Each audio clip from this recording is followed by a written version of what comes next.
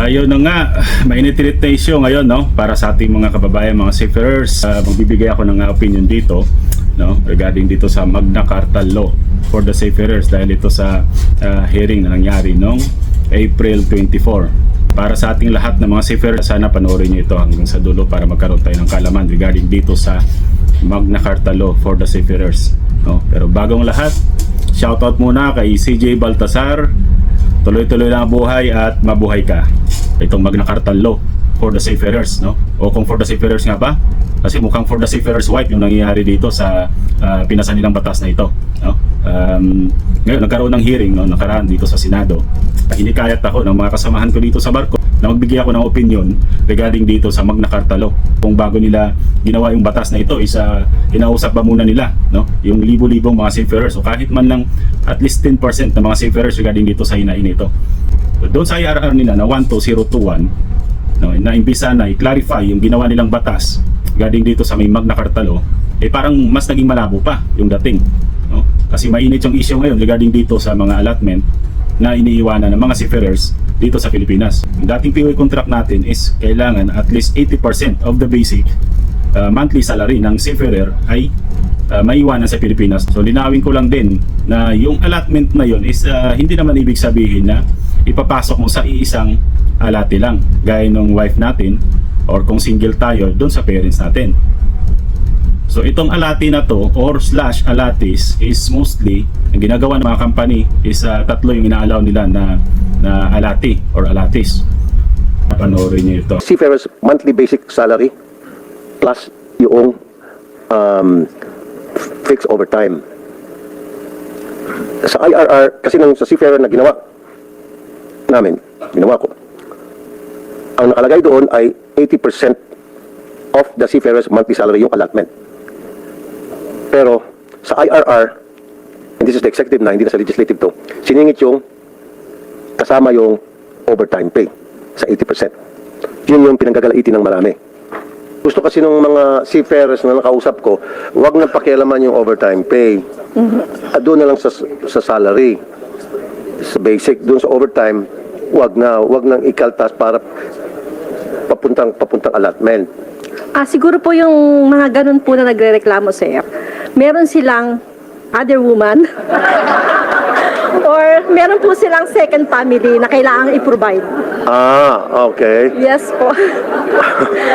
Yun po yung opinion ko, sir. On my opinion po. Abutin na lang si husband, hindi ganon. Kasi 100% binibigay. Yes. Okay. Kasi I've heard news in the past. In fact, may mga lumapit sa akin ng mga asawa na yung kanilang husband, pagbaba ng barko, walang naipon, nothing, dahil nagsusugal or nalulung sa bisyo habang nasa barko. In this case, yung sa inyo, sabi niyo ma'am, yung mga pumapalag, ayaw maaring merong second family. Yes po. Okay. So meron po kasi kaming na-encounter pong ganyan, nakakapag-open up po sa amin. So yun po yung nakikita naming mga disadvantages po. Pero kung alisin niyo po yung baka may second family o baka merong ibang taong tinutulungan, iset aside mo yan, ano yung reaction niyo pa rin na yung 80%? Same pa rin po, okay lang din po. Okay lang sa inyo? Yes po. Okay. So yung mga pumapalag, yun yung, Something. at least maliwanag tayo dyan, ma'am. Salamat po, ma'am Mirna. Ang tingin nila sa mga seafarers, biruin mo yan. Lahat ng mga seafarers, hindi naman lahat, no? Or lahat nila, yung mga seafarers, yung pera na nare-receive on board is ginagamit lang sa o winawaldas lang at inuubos sa pagsusugat sa pambababae. Hindi naman tama yung ganun, di ba? Same pa rin po, okay lang din po. Okay lang sa inyo? Yes po. Dito ako uminit kasi ang pangit kasi no, milyon-milyon mga Pilipino nanonood dito sa hearing nila na ito, pero ganyan pa yung pinagagawa. Pinagtatawanan tayo mga seafarers, sabihin nila na nang bababae lang tayo sa barko at saka nagsusugal lang tayo, kaya kailangan na yung pera natin, yung salary natin 80% maiiwan sa Pilipinas. No? Para saan? Para gastusin ng mga misis natin na hindi rin marunong maghawak ng pera. Pwede ko naman masabi na lahat ng mga seafarers responsible. May mga pailan-ilan. Pero hindi naman maganda na pati dito sa hearing ilabas or sabihin pa nila yung ganun. na kaya iwanan yung 80% dapat doon sa mga wife ng mga seafarer kasi nga winawaldasan natin sa sugal on board, no? At saka pinangbababae, wala kayo sa ayos. So paano kami makapambabae? 6 months on board na ako dito, magsi 7 months na ako na hindi nga ako nakaapak ng puerto kasi hindi lahat ng mga ports, no, pwede kang mag shore leave. No, mostly sa amin, mga puerto namin, nung sumampa ko dito sa barko, walang labasan kasi hindi inaalaw ng mga terminals na lumabas yung mga crew doon. Tapos ganyan pa yung sasabihin nila na yung pera natin na kinikita o extra sa barko is gagastusin na natin sa sugal tsaka sa pangbababae. Eh ano naman pakialam nyo doon? Pera naman namin yung kami yung naghihirap dito sa barko, hindi kayo. Kaya wala kayong pakialam kung saan namin gagamitin yun. Tsaka pati ba naman yung pag-i-enjoy namin, i-deprive nyo pa sa amin, diba? Hindi nyo kasi alam yung hirap dito sa barko. Yun ang hindi nila naisip kasi hindi sila nagbabarko, no? Ayos ka na sana nung una, humirit ka pa, wala ka sa ayos, no? Ngayon, kung sasabihin nyo na kailangan lahat ng mga seafarer ipagkatiwala doon sa pamilya nila, yung pera nila na kinikita on board, ang tanong, paano kung yung wife ng seafarer waldas lang? So mostly sa mga seafarer naman natin is responsible yan. Walang ibang ginugusto yan kundi mabigyan ng maginhawang buhay yung pamilya nila, lalo yung mga anak nila Pilipinas. Pero ang problema nga, paano ko yung misis natin is hindi marunong maghawak ng pera. Hindi alam kung paano palaguin yung pera, no?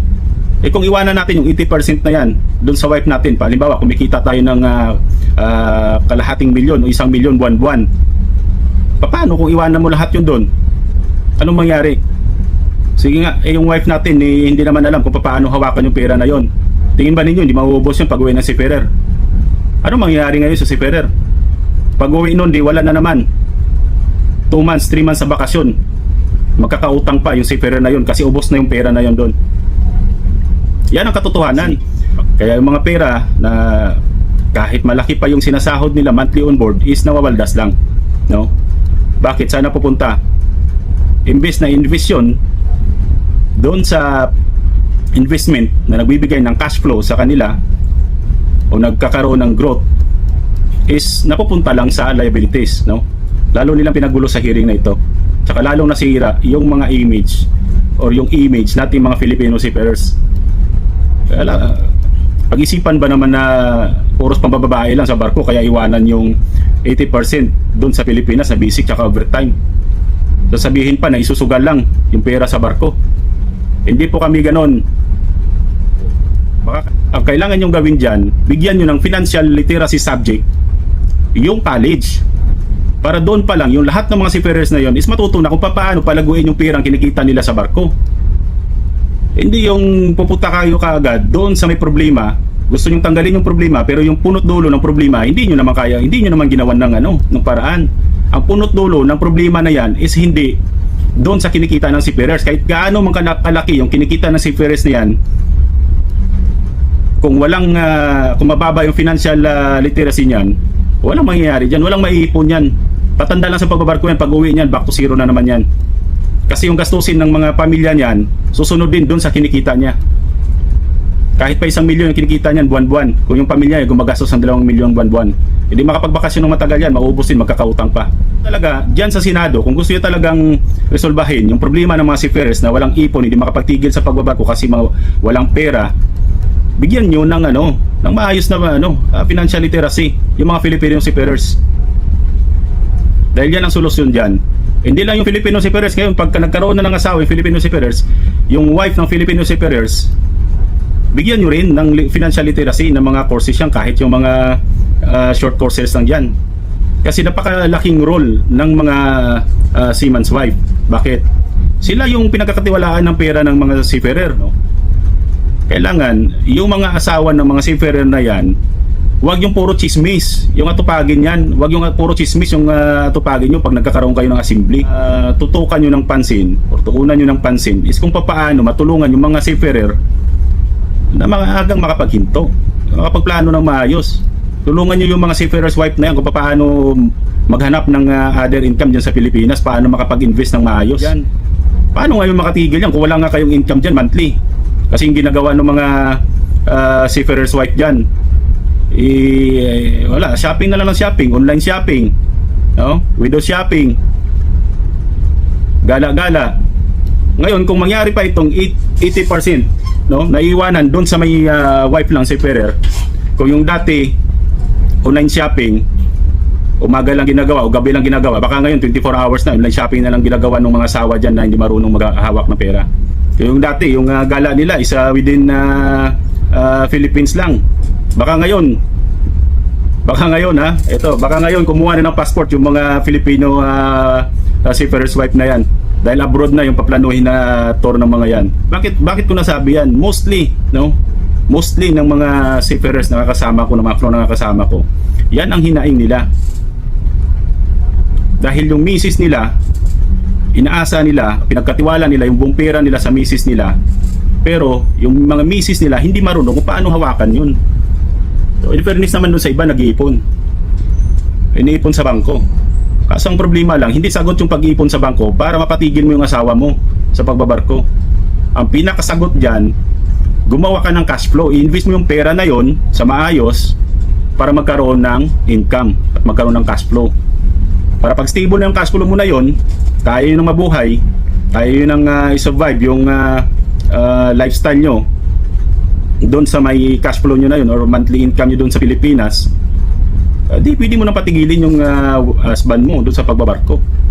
Pero hanggat wala kang income dyan sa Pilipinas, wala kayong cash flow dyan sa Pilipinas na magagamit nyo monthly, kung poros ipon lang kayo, yung ipon nyo maubos din yan. Wala pang 3 buwan yung ipon nyo na milyones dyan sa bangko nyo, ubos na yan, sigurado yan. O after ng 3 months humingi ng sakay yung seafarer na yon, tingin mo ba within weeks mapapasakay kagad ng kumpanya yon? Wala, malabo yung ano na yan, malabo yan. So palagay natin, nabigyan ng line up niyan, 3 months ng bakasyon, may line up na siya, nag-medical ngayon. Paano kung may sabit sa medical o bagsak sa medical yung husband nyo? Paano kung nasabit yun, nagkaroon ng matinding sakit siya, kailangan ng 3 months medication? Ano mangyayari sa inyo? Gutom mga butin nyo. Yan ang kailangan ituro sana. Itong Seafarer's Wife Association, yan ang dapat ituro nyo dun sa mga asawa ng mga seafarer, hindi yung puros reklamo ng mga seaman's wife dyan, reklamo ng mga sinasabi nyo na nagbababae yung mga seaman, nagsusugol yung mga seaman dun sa labas, sa barko. Paano kami makapangbabae dito sa barko? Alam nyo ba ang sitwasyon dito sa barko? Yung sinasabi nyo mga babae dito sa barko, nagsusugal dito sa barko. Actually wala namang problema dito, kahit 100% pa yung iwanan mo doon sa Pilipinas, walang problema yun. Hindi ang issue, hindi yan ang issue. Ang issue dito, isipin nyo naman, di ba? Yung ibang mga rating sumasahod ng palagay natin $600 on board or yung buong salary nila monthly. Kukuhanin mo yung 80% doon, magkano yung matitira? So mayroong $480 no, na ipapasok o iwanan yung seafarer doon sa alati niya sa Pilipinas. Yung 20%, yun ang sa seafarer na pwede niyang kuhanin on board o i-receive on board. Yung 20%, doon sa palagay natin 600% is $120. $120 ha. So, ang tanong dyan, natanong nyo ba kung kasya yun sa seafarer? $120? Igagastos siya on board for 1 month? Sige nga, $120. Paano mo pagkasyahin yan? Yung top up tsaka SIM card sa abroad magkano? $30. No? $30. Sa isang puerto lang yan. Pupunta ka na naman sa ibang puerto. $30 ulit. Kung nakalimang puerto ka, $150 na yon yung ginastos mo sa SIM card mo. Kulang pa yung $120 mo. Paano yung pambili mo ng extrang pagkain mo dun sa barko kung gusto? Diba? Grabe naman yan. Parang gusto nyo namang pahirapan talaga yung mga seafarers. Parang wala na. Yung Magna Carta nyo is hindi para sa seafarer, no? Para sa seafarer's wife. Kaya dapat yung Magna Carta law for seafarer na yan, dapat dinugtungan nyo ng wife. Kasi sila yung makikinabang dyan eh. Ayun ang hindi niyo naintindihan kasi hindi kayo nagbabarko. Hindi lahat po ng nagbabarko pari-parihong sinasahod. Hindi lahat ng nagbabarko, hindi porket seafarer ka, tinawag kang seafarer, may iba-ibang ranko po sa barko. May mga ratings, may mga support level, mayroong management. Iba-ibang sahod nun. Ayun ang hindi niyo naintindihan eh. Yung mga deductions ng seafarers, PhilHealth, SS, Pag-ibig, no? So Ito, inaabot din sa akin, gaya ng sa akin, no? Inaabot din ng 4,450 yung deduction sa akin na monthly. Pero sa akin, kasi nga, medyo may kalakihan naman yung sahod namin sa management, lalo master. Hindi ganong epekto, hindi ganong nakaka-epekto yan. No? Pero doon sa mga malilitang sahod, doon sa mga ratings na sumasahod ng $500, $600, ano mangyayari ngayon dyan sa ano nila, sa natirang 20%? Hindi nyo pa natignan, no? Na yung mga seafarers na yun, kumukuha ng training, yung mga seafarers na yun, kumukuha ng training, dahil gipit pa sila, pinapasabot muna sa opisina. Ngayon, pagdating nila sa barko, ikakaltas yun. Kung ikaltas yun, saan ngayon yun ikakaltas? Sige daw, B, kasi walang nasali dyan sa IRR ninyo. Kung saan ikakaltas yun, kung ikakaltas pa yun, doon sa 20% na naiwan sa seafarer, anong mangyayari ngayon? Tiis-tiis na lang muna lahat ng seafarer sa barko nito. Ganun na lang. Total, matiisin naman yung mga seafarer eh. Diba? So, tiis-tiis na lang muna. Kasi nga, inubos yun na eh. Inubos na lang para sa wife na lahat eh. I think regardless yan eh. Regardless kung 80% yung naiiwanan sa pamilya natin, no? Kasi kailangan naman talaga nila ng tulong dito. Hindi lang yung pamilya natin, yung mga kamag-anak natin na tinutulungan natin, no? Mga pinapaaral. Ang tingin ko, ang issue dito or yung kakulangan dito or yung hindi nila nakita na problema dito is yung maiiwanan doon sa mga seafarers on board. Kung diba? yung allotment na gagawin niya para sa pera. Hindi nila naisip yung seafarer dito. Yung IRR nito na 12021, hindi ito para sa seafarer. Para ito doon sa, ewan ko kung para kanino ito. Kasi kung iniisip yung seafarer, dapat tignan nyo, ano ba yung pinagagastusan ng seafarer sa barko? Sabihin nyo, libre lahat ng seafarer sa barko. Libre naman talaga. Pero paano naman yung paglabas namin o yung shore leave namin kung sakaling may labasan dun sa puerto?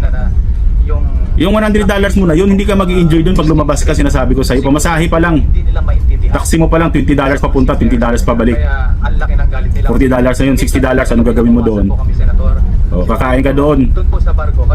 Ano mga kain mo doon? Baka yung makain mo doon, isa turo-turo lang yung makainan mo doon sa labas at sa labasan mo na yun. Abroad po ang pinag-usapan, hindi Pilipinas. No, kaya yung matitira sa seafarer, dapat tignan nyo rin. Hindi yung i-deprive nyo, pati yung kagustuhan ng seafarer na mag-enjoy din naman kahit na isang beses sa isang buwan, no? For example, itong Diba? April 15, babawasan na po yung Kung magpapamasahe yun doon sa labasan dahil masakit na yung katawan, magkano yung massage sa sa 15. sa labas? Pagdating po ng final $60 pinakamura. Diba? Sige, yung mga seaman's wife dyan, comment kayo dito kung gusto nyo mag-react. Open kayo mag-comment dito kung gusto nyo mag-react. Dito tayo magtapatan ng mga hinanaing natin. Sige, inaikayat ko kayo mga seaman's mga seafarers wife dyan. Sige, mag-comment kayo dito kung ano yung mga hinanaing nyo sa mga seafarers na husband ninyo. Ayan kasi ang problema, di ba? Pag nagbarko ka o naging seaman ka, unang iniisip kayo, seaman luloko, no? Hindi po ganun, seaman po ang niluloko ngayon. Hindi po manluloko yung mga seaman. Mga loyal po yan, saka mga family man. Ano pa, every report. Nakasakay na ba kayo ng barko para sabihin yung every report? Ako, magsi 7 months na ako dito, hindi nga ako nakaapak ng puerto dahil bawal ng shore leave eh.